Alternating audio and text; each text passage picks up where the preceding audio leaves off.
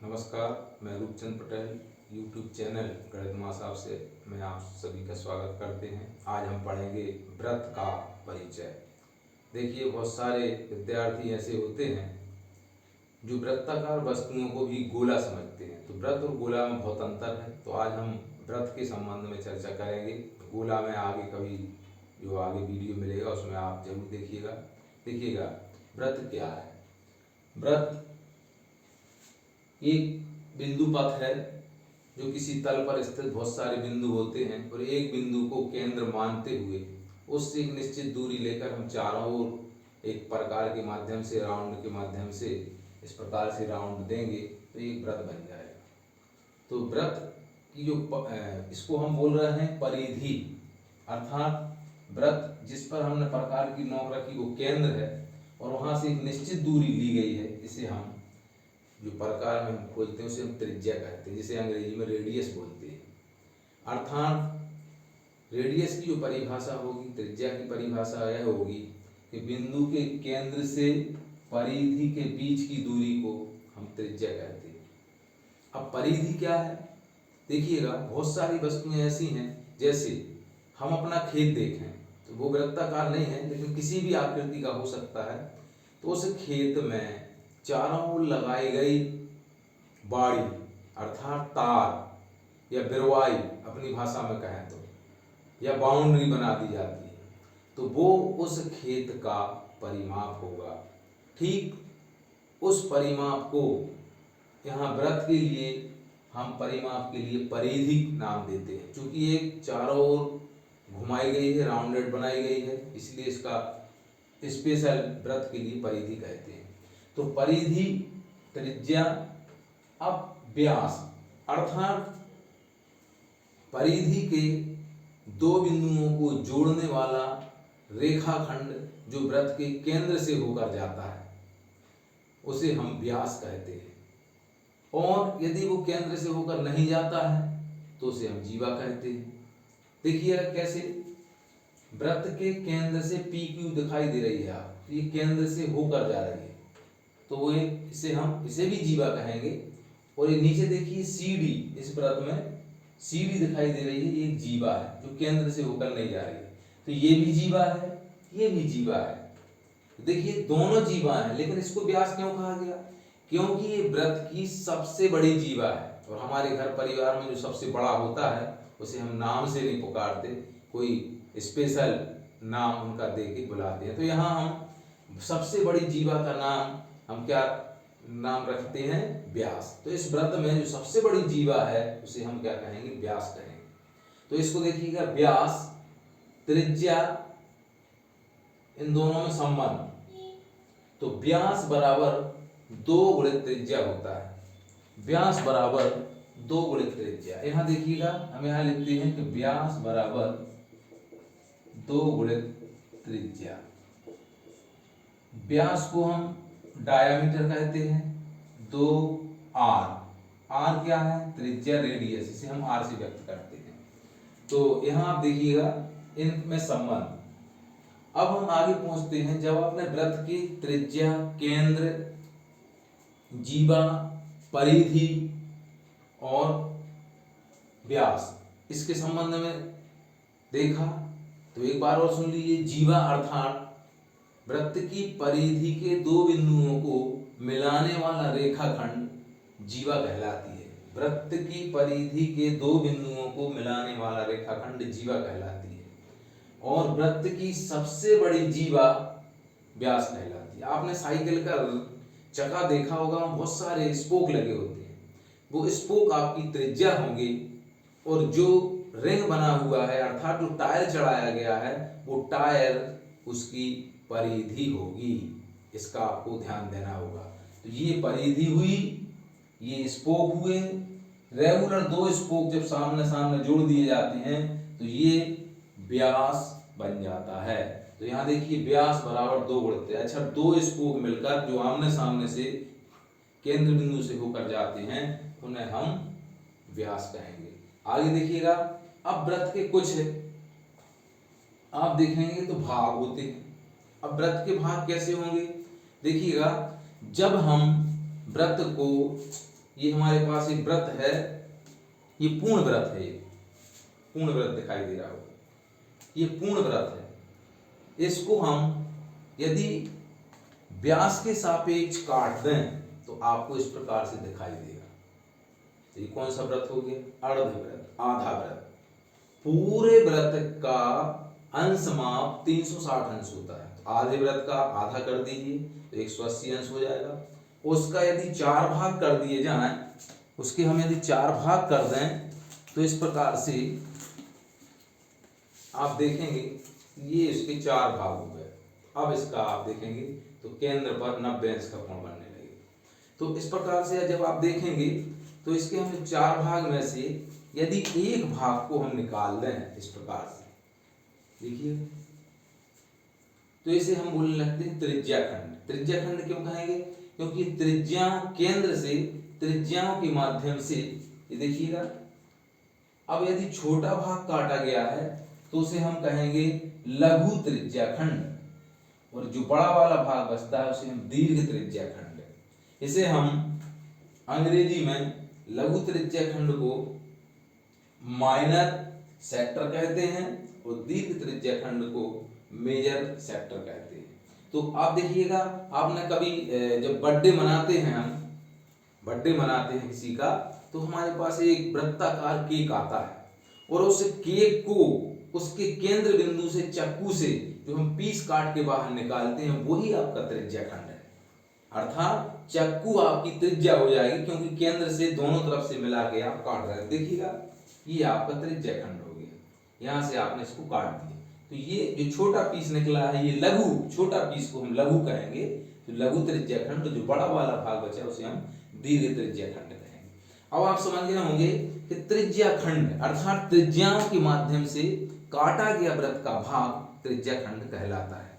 ठीक, आप इसी प्रकार और देखेंगे तो आप इस प्रकार से चार्ट के माध्यम से भी देख सकते हैं कि ये मैंने एक लघु त्रिज्या खंड बनाया है यहाँ से, और त्रिज्या खंड की उसकी जो क्षेत्रफल है या उसकी लंबाई को कोण पर डिपेंड करेगा। अर्थात वृत्त का जो केंद्रीय कोण जितना बड़ा होता जाएगा उस त्रिज्या खंड का मान उतना बढ़ता जाएगा। ये आपको ध्यान देना होगा। तो लघु त्रिज्या खंड जो छोटा भाग कटे, बड़े भाग को हम दीर्घ त्रिज्या खंड कहते हैं। उसी में आप देखिएगा नीचे एक लघु चाप और दीर्घ चाप आप कैसे पहचानेंगे?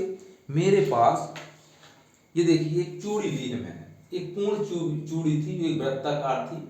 मैंने इस चूड़ी का एक टुकड़ा इतना तोड़ दिया है, तो जो टूटा हुआ भाग है, छोटा भाग, देखिए छोटा भाग, ये लघु चाप है अर्थात माइनर आर्क, ये माइनर आर्क है। और जो बड़ा वाला टुकड़ा बचा है ये मेजर आर्क अर्थात दीर्घ चाप। चाप समझ गए? यानी परिधि के काटे गए टुकड़ों को हम चाप कहते हैं, परंतु क्षेत्रफल के माध्यम से काटे गए भाग को हम, त्रिज्याओं के माध्यम से काटे गए भाग को हम त्रिज्या खंड कहते हैं। और एक और भाग होता है जिसे हम वृत्त खंड कहते हैं। इसको भी ध्यान से देखिएगा, वृत्त खंड क्या कहलाता है?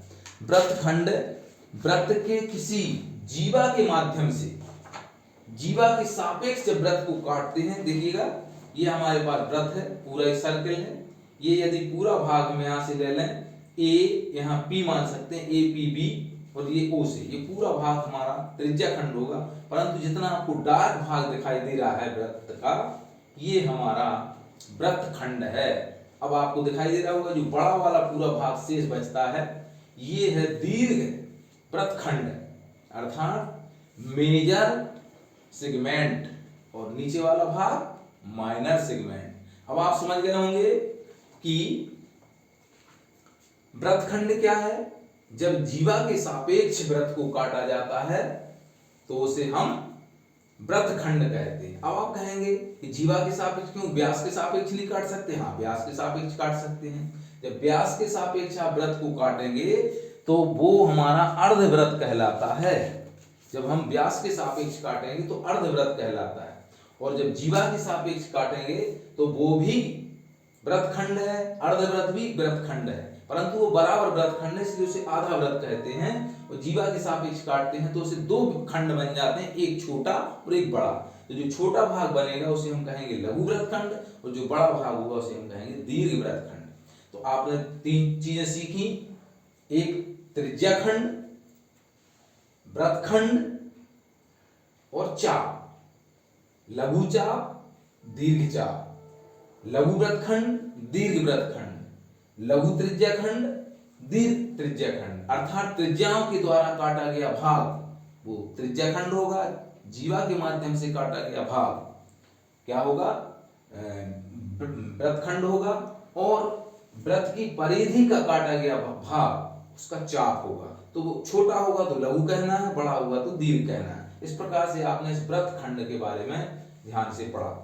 अब आप देखिएगा, अब हम पहुंचते हैं और आगे। अब आप देखेंगे कि ये हमारी परिधि है। परिधि मतलब वृत्त की परिधि, जिसे हम परिधि कहते हैं, लेकिन वास्तव में किसी भी आकृति के लिए परिमाप होती है। परिमाप यानी चारों ओर की जो माप होती है। जैसे चतुर्भुज है तो चारों भुजाओं को हम जोड़ दें तो चतुर्भुज कहलाता है।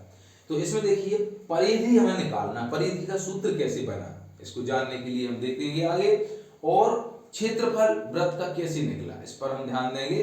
अब आप देखिएगा, हमने इस प्रकार से वृत्तों को देखा और हम आगे बढ़े। अब पहुंचते हम वृत्त की परिधि पर। तो हमारे पास एक आपने पढ़ा होगा पाई, पाई नाम सुना होगा, चार पाई नहीं तो आप चार पाई समझे।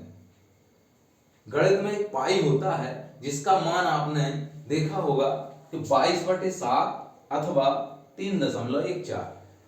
अब इस पाई के संबंध में इसकी खोज कैसे हुई, इसकी कुंडली सारी हम निकाल के आपको नेक्स्ट वीडियो में आपको जरूर बताएंगे। आप लिंक के माध्यम से वहां देख लीजिएगा, मेरा वीडियो बना हुआ है, आप उसको जरूर देखिएगा कि पाई की खोज कैसे हुई और पाई के माध्यम पाई आया कहां से और कैसे आया, उसके संबंध में अगले वीडियो में देखेंगे। चलिए, पाई बराबर परिधि बटे व्यास, ये एक सूत्र होता है। परिधि अर्थात वृत्त की परिधि, परिधि उसी वृत्त का व्यास। ऐसा नहीं कि एक वृत्त की परिधि ले ली और किसी दूसरे वृत्त का हमने व्यास ले लिया, ऐसा नहीं। एक ही वृत्त, उसी वृत्त की परिधि और उसी वृत्त का जो व्यास होगा वो हमें लेना है। जैसे आप देखिएगा, ये हमारे पास एक वृत्त है, इसकी परिधि आप कैसे नापेंगे, इसके चारों ओर राउंडेड धागा रखते हुए, इस प्रकार से धागा रखते हुए हम नाप लेंगे। धागे की लंबाई को हम स्केल या टेप के माध्यम से नाप लेंगे कितनी आई, और व्यास उसके केंद्र से इस प्रकार से मोड़ते हुए इसकी हम दूरी नाप लेंगे। तो इस प्रकार से इस वृत्त का परिधि और व्यास का हम अनुपात निकाल लेंगे, ठीक है। तो ये हमारा पाई का मान हो जाता है। इसके हम बताएंगे नेक्स्ट वीडियो में कैसे आता है। तो पाई बराबर परिधि बटे व्यास, इसका तिर्यक गुणा कर दीजिएगा तो व्यास इस तरफ आ जाएगा। तो पाई गुणित व्यास बराबर परिधि, तो पाई गुणित 2 गुणित त्रिज्या। अब आपने यहाँ देखा था कि व्यास बराबर 2 गुणित त्रिज्या बराबर परिधि, अर्थात परिधि बराबर 2πr। ये इसका सूत्र प्रूफ हो गया। तो 2πr, देखिए इससे संबंधित एक सवाल, यदि किसी वृत्त की त्रिज्या 7 सेंटीमीटर है तो वृत्त की परिधि ज्ञात कीजिए। मैं इसका क्षेत्रफल भी आपको प्रूफ करके देखूंगा। तो परिधि है, तो वृत्त की त्रिज्या r बराबर हमने 7 सेंटीमीटर मान ली। त्रिज्या मतलब ये देखिएगा, यहाँ से ये त्रिज्या है आपकी, ये मान लीजिए 7 सेंटीमीटर है। तो निकालना क्या है हमें, ये दूरी लंबाई नापना है, ये कितनी होगी ये पता लगाना है हमें। तो ये 7 सेंटीमीटर, हम इसका पता कैसे लगाएंगे। तो हमारे पास परिधि बराबर 2πr, 2π का मान 22/7 पता है, रख देंगे, गुणित 7, 7 से 7 भाग हो जाएगा, क्या बचेगा 2 गुणित 22, अर्थात परिधि 44 सेंटीमीटर होगी।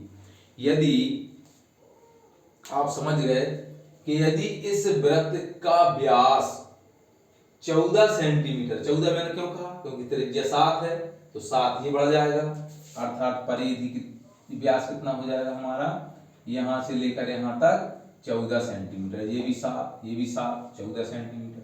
तो 14 सेंटीमीटर, परिधि कितनी 44 सेंटीमीटर। तो 44/14 आप हल करेंगे तो 22/7 आ जाएगा। तो इस प्रकार से ये परिधि आ गई। अब हम आगे देखेंगे वृत्त का क्षेत्रफल कैसे बना। देखिएगा, सबसे पहले आपको जो वृत्त दिया गया है, कोई भी वृत्त हो, चाहे छोटा हो बड़ा हो कैसा भी हो, इस वृत्त को आपको बराबर बराबर 16 भाग करना। मतलब कैसे, ये 2 भाग, फिर इसको तोड़िएगा, ऐसे तोड़िएगा तो 4 भाग, फिर तोड़िएगा तो 8 भाग, फिर मोड़िएगा तो 16 भाग। अर्थात 16 भाग जब आपको मिल जाएंगे तो इस प्रकार से 16 टुकड़े हो जाएंगे, उस वृत्त के 16 टुकड़े हो जाएंगे। तो उन टुकड़ों को आप देख रहे होंगे बोर्ड पर, तो एक टुकड़ा आपको नीचे की तरफ इस प्रकार से रखना है कि जैसे मान लीजिए टुकड़ा आपको ये मिला तो ये रखना है, दूसरा टुकड़ा आपको इस प्रकार से रखना है, तीसरा टुकड़ा आपको इस प्रकार से रखना है। तो ये टुकड़े आपके बनते जाएंगे, तो एक इस प्रकार की ये आकृति आपकी बन जाएगी। तो आप देखेंगे कि ये जो हमारा वृत्त था, इस वृत्त की जो परिधि थी, ये अभी आपने कितनी पढ़ी, ये परिधि कितनी पढ़ी हुई है, 2 पाई r, आपने परिधि पढ़ी है 2 पाई r, लेकिन इसके 16 टुकड़े हो गए और 16 टुकड़े में से मैंने 8 टुकड़े ऊपर की ओर लगाए हैं और 8 टुकड़े मैंने नीचे की ओर लगाए, ये दिख रहे हैं, काउंट कर लीजिए, 8 ऊपर की ओर लगाए, 8 नीचे, अर्थात 16 टुकड़े के आधे 8। तो जब चूंकि इसका मान कितना था हमारे पास 2 पाई r, तो 2 पाई r का आधा कीजिए, कितना हुआ पाई r, अर्थात एक आयताकार आकृति बन जाएगी और इस आयताकार आकृति की लंबाई होगी पाई r, क्योंकि 2 पाई r ऊपर है, पाई r नीचे है, पाई r बचेगा। चूंकि आप देख रहे हैं कि हमने कहां से काटा, ये क्या है हमारे पास त्रिज्या, तो त्रिज्या का मान हमारे पास कितना था r। तो अब देखिए ये आयत बन गया, आयत की लंबाई निकल आई, आयत की चौड़ाई निकल आई। अब वृत्त का क्षेत्रफल बराबर आयत का क्षेत्रफल, क्योंकि हमने ये वृत्त को काटा था इसलिए हमने वृत्त का क्षेत्रफल बराबर आयत का। आयत का क्यों लिखा, क्योंकि ये आयताकार आकृति बन गई, तो आयत का क्षेत्रफल। तो आयत का क्षेत्रफल क्या होता है, लंबाई गुणित चौड़ाई, लंबाई गुणित चौड़ाई। तो लंबाई कितनी है हमारे पास पाई r, गुणित चौड़ाई कितनी है r, दोनों का गुणा कर दीजिए तो वृत्त का क्षेत्रफल बराबर हो जाएगा पाई r स्क्वायर, अर्थात पाई r वर्ग। तो इस प्रकार से आपने देखा कि वृत्त का क्षेत्रफल, वृत्त की परिधि कैसे ज्ञात करते हैं, वृत्त की त्रिज्या खंड और वृत्त खंड आदि के संबंध में ये जानकारी। अब परिभाषा फिर से सुन लीजिएगा, वृत्त के केंद्र से परिधि को जोड़ने वाली रेखाखंड त्रिज्या कहलाती है, वृत्त के परिधि के दो बिंदुओं को मिलाने वाला रेखाखंड जीवा कहलाता है, वृत्त की सबसे बड़ी जीवा व्यास कहलाती है। ठीक है, तो इस प्रकार से आपको ये परिभाषाएं याद करना होगी। आगे आपको पाई के मान के बारे में, पाई की खोज कैसे हुई, मैं किसी मॉडल के माध्यम से आपको मॉडल से कैसे पाई का मान निकलता है मैं आपको बताऊंगा। आप इस वीडियो को देखते रहिए, सीखते रहिए, हमेशा खुश रहिए और गणित का डर दूर करें गणित माँ साहब से। Okay, thank you.